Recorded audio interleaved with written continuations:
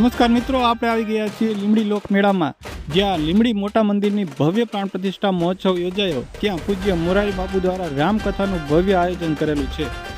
ત્યાં અદ્ભુત અને સુંદર ડેકોરેશનથી ભરપૂર આ રાત્રિ લોકમેળાનો તમે આ વિડીયો જોશો।